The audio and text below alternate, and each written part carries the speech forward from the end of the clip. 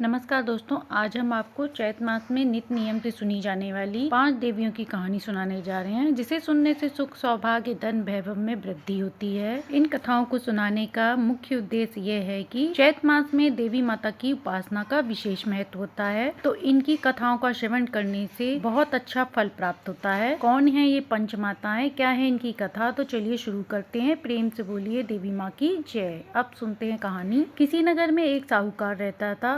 उसकी बेटी बहुत ही पूजा पाठ करती थी। वह नित्य नियम से पीपल की आराधना करती थी। एक दिन वह पीपल में जल देने गई तो वहाँ देवी माँ प्रकट हुई और लक्ष्मी माँ ने उससे कहा कि तुम मेरी सहेली बन जाओ। तब लड़की ने कहा कि मैं अपने माता पिता से पूछ कर आऊंगी, तभी आपकी सहेली बनूंगी। पता नहीं आप कौन हो, क्योंकि साहूकार की लड़की माता लक्ष्मी को पहचान नहीं पाती है कि वह साक्षात माता लक्ष्मी है। साहूकार की बेटी ने घर आकर अपने पिता से सारी बात कही तो उसके पिता ने कहा कि ये तो साक्षात माता लक्ष्मी है, तू उनकी सहेली बन जा। अगले दिन वह लड़की पीपल के पेड़ के पास जाकर जल चढ़ाने लगती है। तब लक्ष्मी जी पीपल के पेड़ से बाहर निकलकर बोली, अब तो तू मेरी सहेली बन जा। माता ने कहा कि क्या तुमने अपने पिता से बात की हमारे बारे में? तब साहूकार की लड़की ने कहा हाँ। अब साहूकार की लड़की रोज नित्य दिन पीपल के पास जाकर जल चढ़ाती। इसके बाद लक्ष्मी माँ रोज आती और उससे घंटों बातें किया करती। एक दिन साहूकार की लड़की से माता लक्ष्मी ने कहा, सहेली तुम मेरे घर आओ, मैं तुम्हें न्योता दे रही हूँ, मैं तुम्हें भोज कराना चाहती हूँ। वह नादान लड़की वह कहती है कि मैं अपने पिताजी से पूछ कर आऊंगी, तभी तुम्हारे घर आऊंगी। इसके बाद साहूकार की लड़की घर आती है और अपने पिताजी से सारी बात बताती। जब साहूकार ने सुना तो उसने कहा, बेटा ये तो सौभाग्य की बात है, तुझे साक्षात लक्ष्मी जी पूछ रही हैं और हमें तो उनके दर्शन भी नहीं होते। तू इतनी भोली है कि इतनी कम उम्र में तुझे माता लक्ष्मी ने दर्शन दिया है। यह सुनकर अगले दिन वह लड़की पीपल के वृक्ष के पास जाती है। तब माता लक्ष्मी ने उसे 75 प्रकार का भोजन कराया, उसे सोने की चौकी पर बैठाया, उसे शाल दुशाला दिया, उसका खूब सत्कार किया। जब लड़की भोजन वगैरह कर लेती है तो जाने लगती है। तब माता लक्ष्मी ने उसकी चुनरी पकड़ ली और कहा, हे सहेली मैं भी तुम्हारे साथ तुम्हारे घर भोजन करने आना चाहती हूँ। तब उस लड़की ने कहा, मैं अपने पिताजी से पूछे बिना कोई निर्णय नहीं लेती, जब मैं अपने पिताजी से पूछ लूंगी तब आप हमारे घर आ सकती हो। अब माता लक्ष्मी प्रतीक्षा करने लगी। वह लड़की अपने घर आती है और उदास मन से गुमसुम होकर बैठी जाती है। तब उसके पिता ने उससे पूछा कि बेटा माता लक्ष्मी के घर से आने के बाद तुम इतनी उदास क्यों हो? तब लड़की ने कहा, पिताजी मैं आपको क्या बताऊं, मैं माता के घर गई थी तो उन्होंने मुझे सोने की चौकी पे बैठाया, साल दुसाला दिया और 75 प्रकार का भोज कराया। पिताजी जब मैं घर आने लगी तो माता लक्ष्मी ने कहा कि वो भी हमारे घर आना चाहती हैं। ऐसा सुनते ही साहूकार ने कहा, बेटी ये तो बड़े सौभाग्य की बात है, लक्ष्मी माता हमारे घर आ रही है, इससे बड़ी सौभाग्य की और क्या बात हो सकती है, तू उन्हें बुला ला। लड़की ने कहा, पिताजी माता लक्ष्मी के घर जब मैं गई थी तो उन्होंने मेरा खूब सेवा सत्कार किया और हम तो इतने गरीब हैं कि माता लक्ष्मी को कहाँ बैठाएंगे, हमारे पास तो कुछ भी नहीं है। तब पिता ने कहा, कोई बात नहीं बेटी, तू पूरे घर की साफ सफाई कर, चौका लगा और जो भी घर में अन्न है उसका भोजन पका और एक काठ की लकड़ी की चौकी सजा दे। अपने पिता की ऐसी बात सुनकर उस लड़की ने पूरे घर की साफ सफाई की। माता लक्ष्मी के लिए उसने पकवान बनवाए। इसके बाद हाथ में एक लड्डू लेके माता लक्ष्मी की वह प्रतीक्षा करने लगती है। तभी वहाँ सौभाग्य से एक चील उड़ती हुई आती है। दरअसल वह चील एक रानी का कीमती हार लेकर उड़ रही थी। जब उसने उस लड़की के हाथ में लड्डू देखा तो उसने हार नीचे गिरा दिया और लड्डू लेकर उड़ गई। जब उसके पिता ने वह हार देखा तो उसने कहा कि बेटी ये माता लक्ष्मी की कृपा से ही हार मिला है, इस हार को बेचकर जितनी भी सामग्री आए उसे लेकर आओ, इसी के साथ एक सोने की परत धरी चौकी लेकर आना। अपने पिता की आज्ञा मानकर वह लड़की बाजार में हार को बेचती है। जब सुनार ने पूछा इसके बदले क्या चाहिए तो उसने कहा, सोने की चौकी, थाल, शाल दुसाला और 36 प्रकार का भोजन हो जाए इतनी सामग्री दे दो। इसके बाद लड़की ने सारा सामान लाकर भोजन बनाया। इसके बाद उसने गणेश जी से कहा, हे गणेश जी आप माता लक्ष्मी के साथ हमारे घर पधारो। आगे आगे गणेश जी, पीछे पीछे लक्ष्मी माता, दोनों लोग उस लड़की के घर पहुंच गए। अब उसने चौकी डाल दी और कहा, सहेली चौकी पर बैठ जाओ। तब माता लक्ष्मी ने कहा कि चौकी पर मैं कैसे बैठूं, ये तो राजा महारानियों के बैठने का स्थान है। तब उस लड़की ने कहा, मैं कुछ नहीं जानती, आपको इस चौकी पर बैठना ही पड़ेगा। इसके बाद माता लक्ष्मी चौकी पर बैठ गई। जिस प्रकार माता लक्ष्मी ने उस लड़की की खातिरदारी की थी, उसी प्रकार उस लड़की ने माता लक्ष्मी की खातिरदारी करी। लक्ष्मी जी उस पर अत्यंत प्रसन्न हुई और उससे कहा, हे सहेली, मैं तुम्हारे घर में सदा के लिए वास करना चाहती हूँ। और यह कहकर माता लक्ष्मी उसके घर निवास कर गई। साहूकार का घर धन दौलत से भर गया। हे माता लक्ष्मी, जैसे आपने साहूकार की लड़की को दिया ऐसे ही सबको दें। अपनी कहानी कहते सुनते हुकारा भरते सबके घर में सुख शांति समृद्धि दे। तो प्रेम से बोलिए लक्ष्मी माँ की जय। प्राचीन काल की बात है, एक बहुत बड़े धर्मात्मा सेठ जी रहा करते थे। 5 पुत्र और एक सबसे छोटी पुत्री थी और उसका नाम गौरी था। सेठ जी का भरा पूरा परिवार था। सेठ ने अपने सभी पुत्रों का विवाह कर दिया था और जब सबसे छोटी बेटी गौरी विवाह के योग्य हुई तो उन्होंने उसका विवाह अपने समान एक धनी व्यापारी के यहाँ कर दिया। अब सेठ जी की पुत्री दुल्हन बनकर जिस घर में उसका पति अपने माता पिता का इकलौता पुत्र था। अब गौरी प्रसन्नता पूर्वक अपने ससुराल में रहने लगी। गौरी रूपवान, सदाचारी और गुणवान थी। एक दिन की बात है, जब 1.25 महीना हो गया तब गौरी को रसोई संभालने के लिए दे दिया। रसोई की सारी बातें समझा दी। गौरी अपनी सासू माँ का पाँव छूकर किचन में प्रवेश करती है। सास ने बहू से कहा, बहू रोज नहा धोकर पूजा पाठ करके रसोई में प्रवेश करना, फिर खाना बनाना और रोटी बनाते समय पहली रोटी गाय को, अंतिम रोटी कुत्ते की बनाना। इस प्रकार उसकी सास ने गौरी को सब कुछ समझा दिया। अब गौरी 4 लोगों का खाना बनाती है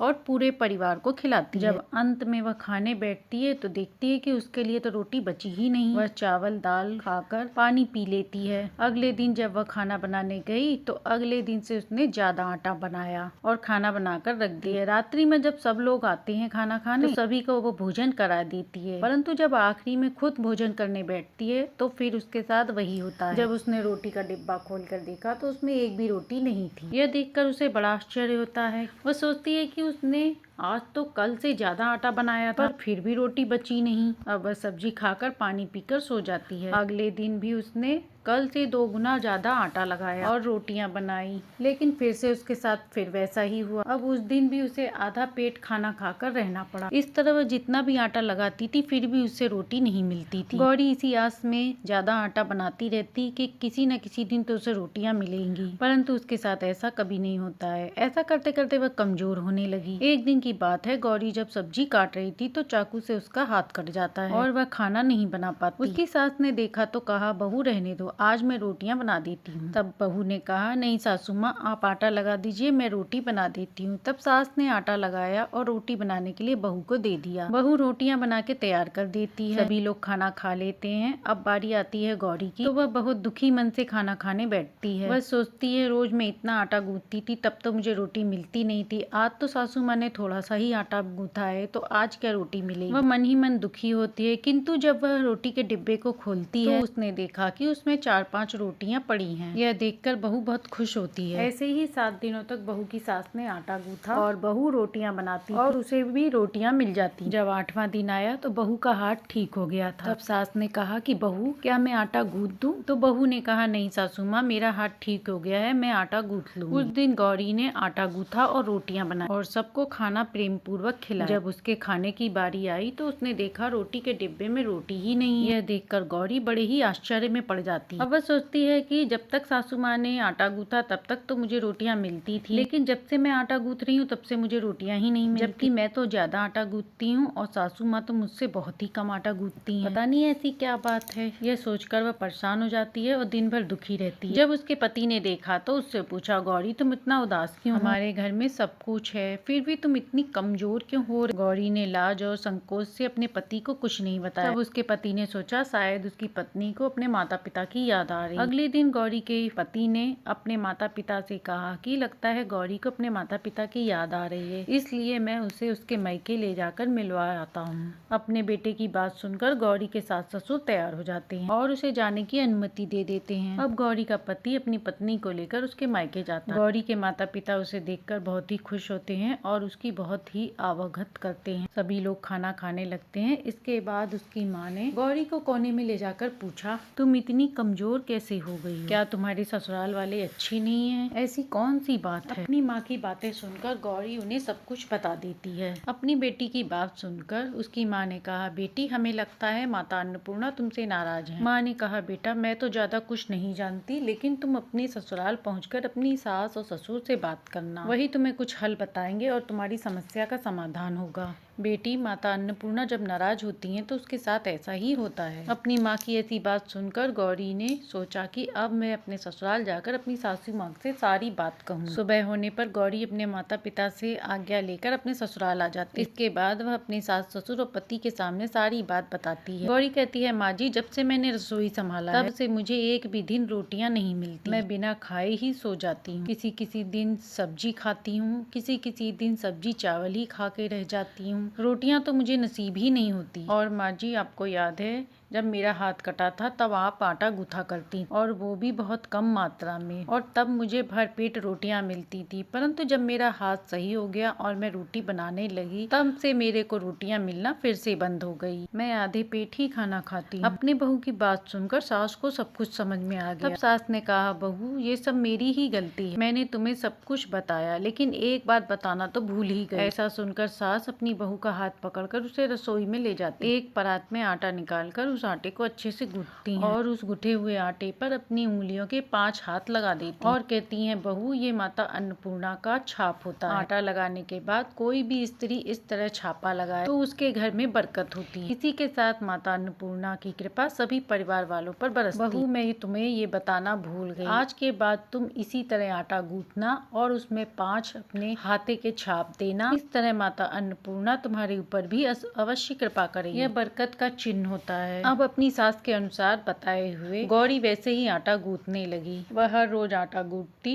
और उसमें अपनी उंगलियों के 5 छापे छोड़ देती। ऐसा करने से बहू को भी अब भरपेट भोजन मिलने लगा। अब उसके हाथ में भी माता अन्नपूर्णा का वास हो गया। आटे को गूंथकर उस पर छाप लगाना ये हमारी पुरानी परंपरा है। ये माता लक्ष्मी और अन्नपूर्णा माता का चिन्ह माना जाता है। ऐसा करने से माता अन्नपूर्णा सदा प्रसन्न होती हैं। तो प्रेम से बोलिए, माता अन्नपूर्णा की जय हो। अब सुनते हैं तीसरी कहानी। अब सुनते हैं अखंड सुहाग देने वाली माता पार्वती जी की कथा। एक समय की बात है, भगवान शंकर माता पार्वती के साथ घूमने के लिए निकले। घूमते घूमते वे एक गांव में पहुंचे। उनके आने का समाचार सुन के गाँव की श्रेष्ठ और कुलीन स्त्रियां उनके भोग के लिए स्वादिष्ट भोजन बनाने लगी। भोजन बनाते बनाते उन्हें काफी देर हो गई। साधारण कुल की स्त्रियों ने बिल्कुल भी विलम्ब नहीं किया और वे थालियों में हल्दी अक्षत लेकर गौरी पूजन के लिए वहाँ पहुँच गयी। माता पार्वती ने उनके श्रद्धा भाव से प्रसन्न होकर उनकी पूजा को स्वीकार करके सारा सुहाग रस उन पर छिड़क दिया। इस प्रकार अटल सुहाग का वरदान पाकर वे स्त्रियां अपने अपने घर को लौट आईं। उनके जाने के बाद उच्च एवं श्रेष्ठ कुल की स्वर्ण थालियों में विभिन्न प्रकार के स्वादिष्ट पदार्थ लेकर उनकी सेवा में उपस्थित हुई। उन्हें देखकर भगवान शंकर ने माता पार्वती से कहा, पार्वती जी, तुमने सारा सुहाग रत्न स्त्रियों में बांट दिया, अब इन्हें क्या दोगी? तब माता पार्वती ने कहा, प्रभु, आप इसकी चिंता न करें। जिसकी जैसी श्रद्धा और जैसा भाव होगा मैं उसे वैसा ही वरदान दूंगी। उन्होंने हमारे स्वागत के लिए बड़ी मेहनत करके ये पकवान आदि बनाए और हमारी पूजा करने के लिए आई हैं, इसलिए मैं इन्हें भी निराश नहीं करूंगी। मैं इन्हें अपने रक्त का सुहाग रक्त दूंगी। ये सुहाग रस पाकर ये स्त्रियां भी मेरे जैसी सौभाग्यवती हो जाएंगी। सभी स्त्रियों ने श्रद्धा भक्ति भाव से भगवान शंकर और माता पार्वती की पूजा आराधना की। इसके बाद माता पार्वती ने अपनी उंगली चीरकर उन पर रक्त छिड़क दिया और कहा, तुम सब तन मन धन से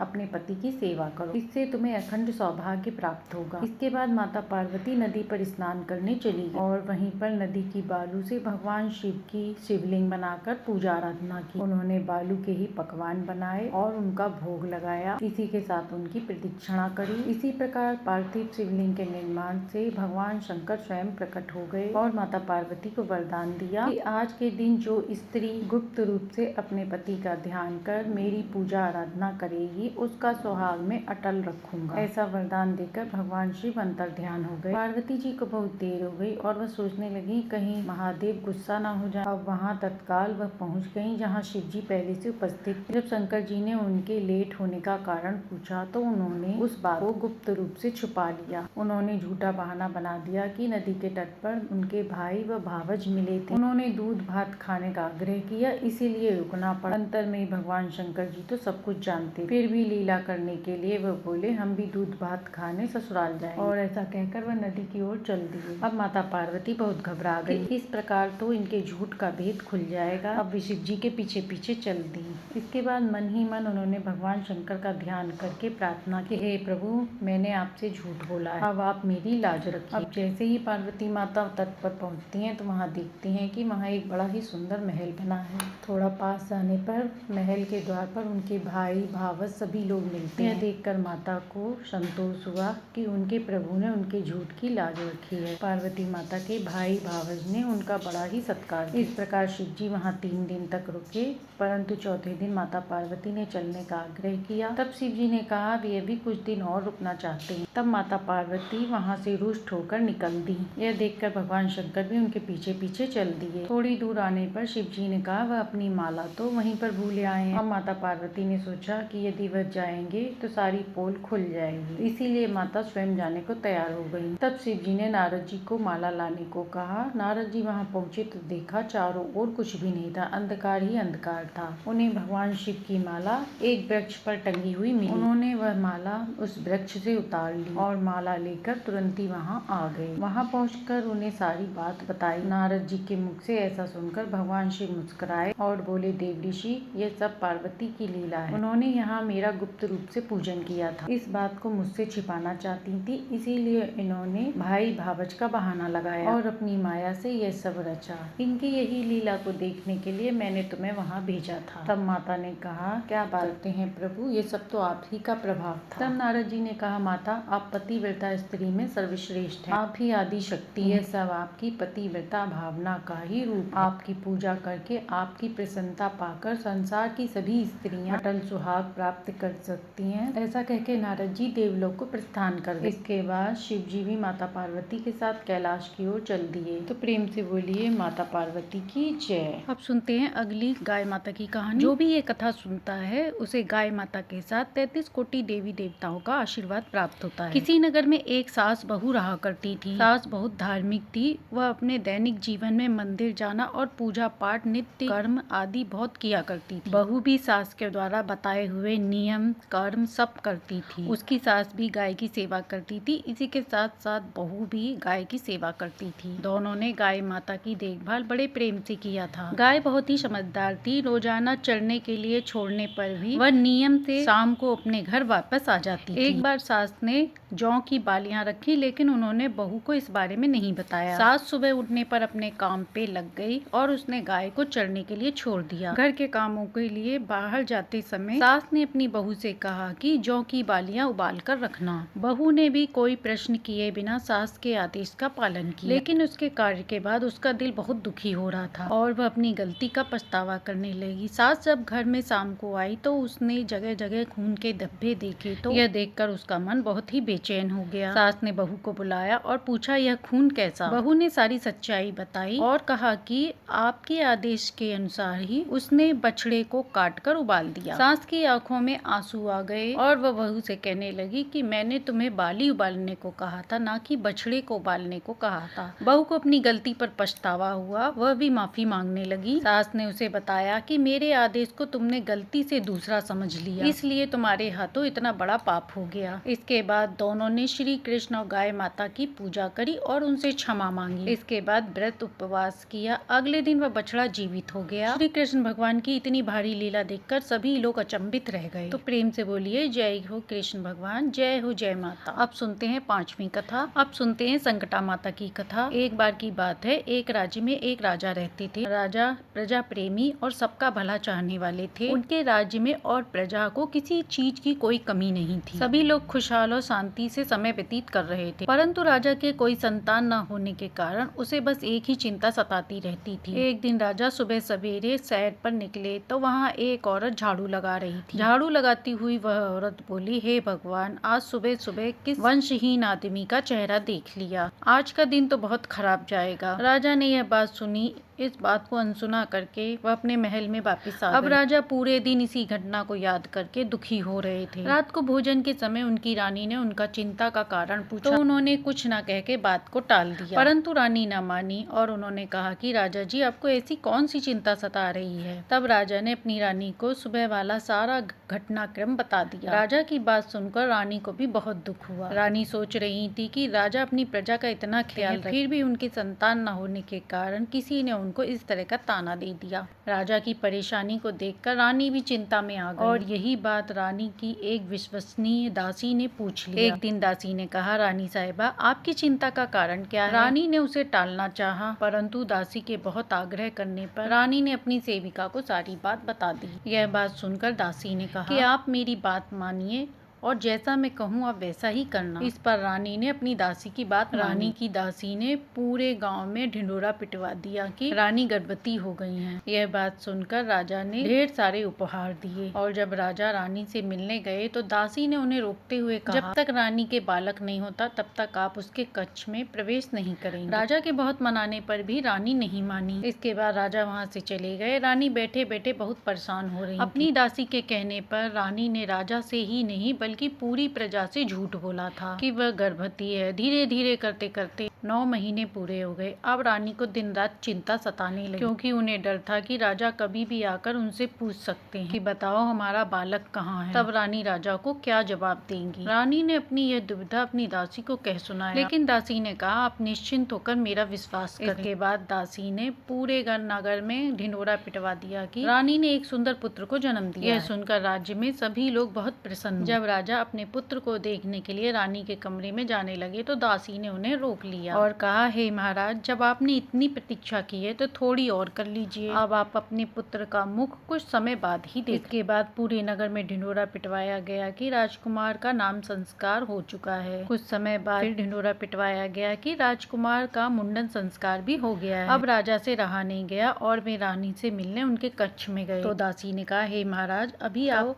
अपने पुत्र का मुख देखना शुभ नहीं है। अब आप अपने पुत्र का मुख तभी देखिएगा जब वह 12 वर्ष का हो जाएगा, तब हम उसका विवाह करेंगे। अब आप अपने पुत्र का मुख उसके विवाह मंडप में ही देखना। यह कहकर दासी ने रानी का कमरा अंदर से बंद कर लिया। धीरे धीरे समय व्यतीत होने लगा और 12 वर्ष पूरे हो गए। 12 वर्ष पूरे होने के बाद दासी ने महाराज से कहा, हे महाराज, अब आपका पुत्र 12 वर्ष का हो गया है। आप इसके लिए वधू ढूंढना शुरू कर दें और शादी की तैयारियां करवाना शुरू कर। राजा ने अपने पुत्र के लिए एक दूर देश की बहुत ही सुंदर कन्या ढूंढी और विवाह तय कर दिया। राज्य में राजकुमारी की शादी धूमधाम से तैयारियां चल रही थी। दूसरी तरफ दासी ने 1.25 मन चावल का आटा मंगवाया और उस चावल के आटे से उस दासी ने 12 वर्ष के बालक का एक पुतला बनवाया। पुतले पर दासी ने बहुत ही सुंदर सजावट की। इसके बाद उस पुतले को एक सुंदर दूल्हे की तरह सजाया और एक पालकी मंगवाई और दासी ने उस चावल के पुतले को बहुत ही सुगंधित कर दिया। दासी ने राजा से आग्रह किया कि यह राजकुमार मेरे साथ रहेंगे, इसलिए उसकी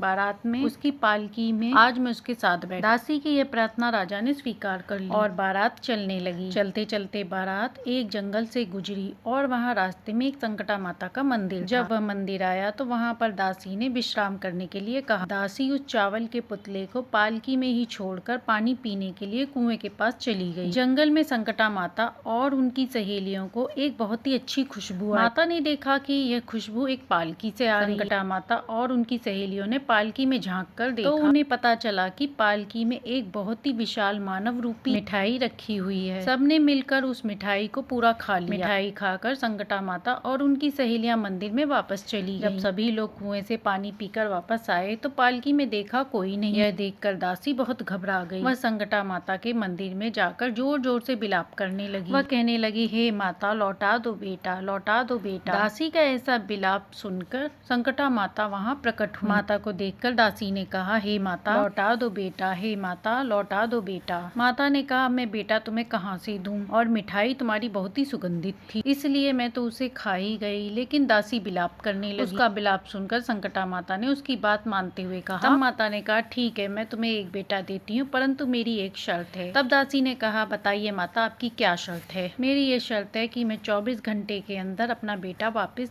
ले लूंगी। दासी ने संकटा माता की बात मान ली और संकटा माता ने एक बहुत ही सुंदर 12 वर्ष का एक बेटा दिया। इतना सुंदर बालक देखकर दासी आश्चर्यचकित हो गई। बालक को पालकी में बिठाकर जब वह विवाह स्थल पर पहुंची, जब राजकुमार को शादी के लिए बैठाया गया तो दासी ने महाराज से कहा, हे महाराज, अब आप अपने पुत्र का चेहरा देख सकते हैं। राजा अपने बेटे के पास गया और उसका इतना सुंदर मुख देख आश्चर्यचकित रह गया। तब राजा ने कहा, बालक की इतनी सुंदरता की वजह से आपने मुझे 12 वर्ष तक इंतजार करवाया, लेकिन अब मैं अपने पुत्र को जी भर कर देखूंगा। राजकुमार का विवाह धूमधाम से संपन्न हुआ और सभी लोग अपने राज्य वापिस आ गए। दासी ने रानी को अपने बेटे और बहू की आरती उतारने के लिए बुलाया, लेकिन रानी तो डर के मारे अपने कक्ष में ही बैठी थी। वह सोच रही थी कि असल में तो उनका कोई पुत्र है ही नहीं, और जब यह बात राजा को पता चलेगी तो राजा गुस्से में आकर उन्हें भयंकर दंड देंगे। लेकिन दासी के बार बार बुलाने पर रानी ने खिड़की से देखा। खिड़की के बाहर देखा कि एक बहुत ही सुंदर राजकुमार और राजकुमारी हैं। तो रानी पूजा की थाली लेकर बाहर आई। उन दोनों की आरती उतारने के बाद अपने बेटे और बहू को अंदर प्रवेश दिलाया। अब दासी की चिंता बढ़ गई जब उसे संकटा माता की बात याद आई। दासी ने एक ही लगाई और कि कल हम बहू की मुंह दिखाई का आमंत्रित करेंगे, तो इसलिए सभी राज्य की स्त्रियों को आमंत्रित। रानी ने कहा, ठीक है। अगली सुबह राज्य की सारी औरतें राजमहल के बाहर आकर खड़ी हो गयी। दासी ने राजकुमारी को बहुत अच्छे से समझाया कि तुम्हें हर स्त्री के पैर छूने हैं, चाहे वह स्त्री किसी भी वर्ग और किसी भी जाति की हो। जब तक पैर छूना है, जब तक वह स्त्री तुम्हें अखंड सौभाग्यवती पुत्र वधू का सौभाग्य का वरदान न दे, जब तक आशीर्वाद न मिले, तब तक तुम किसी का भी पैर छोड़ना मत। बहू ने वैसा ही किया। बहू ने सारी औरतों के पैर छुए और सभी ने उसे अखंड सौभाग्यवती होने का आशीर्वाद दिया। बहू ने देखा एक दूर पेड़ के पास एक बूढ़ी औरत मैले कुचैले कपड़े पहने चुपचाप बैठी है। बहू उसके पास भी गई और उसके पैर छूकर आशीर्वाद लेने की कोशिश की। तब उस मैया ने बहू को खुश रहने का, सुखी रहने का आशीर्वाद दिया। लेकिन बहू ने उस बूढ़ी मैया के पैर नहीं छोड़े। परेशान होकर उस बूढ़ी मैया के मुख से निकल गया, अखंड सौभाग्यवती हो, पुत्रवती भव। इतना सुनते ही दासी वहाँ भागती भागती आई और उस बूढ़ी मैया से बोली, हे माता, हमने आपको पहचान लिया। अब आप अपना बेटा वापस नहीं ले जा सकती, क्योंकि आपने हमारी बहू को अखंड सौभाग्यवती भव और पुत्रवती होने का आशीर्वाद दिया है। यदि आप अपना बेटा ले जाएंगी तो बहू सौभाग्यवती कैसे रह पाए। यह सुनकर संकटा माता रानी पर हंसने लगी और कहने लगी, तुम बहुत चतुर हो। और माता ने कहा, तुमने हमें हरा दिया। और संकटा माता ने आशीर्वाद देकर वहाँ से अंतर ध्यान हो गई। इसके बाद दासी, रानी और पुत्र वधू सुखी जीवन व्यतीत करने लगे। हे संकटा माता, जैसे आपने रानी को पुत्र देकर उसके संकट को दूर किया, दासी की प्रार्थना सुनकर उसके संकट को दूर किया, उसी प्रकार आप इस कथा को सुनने वाले, कहने वाले तथा हुक्कारा भरने वाले के संकट को दूर करना। तो प्रेम से बोलिए संकटा माता की जय। तो ये थी चैत मास से लेकर पूरे वर्ष सुनी जाने वाली देवी माता की कहानियाँ, जिसे सुनने से सुख सौभाग्य में वृद्धि होती है। कहानी अच्छी लगी हो तो लाइक एंड सब्सक्राइब करें।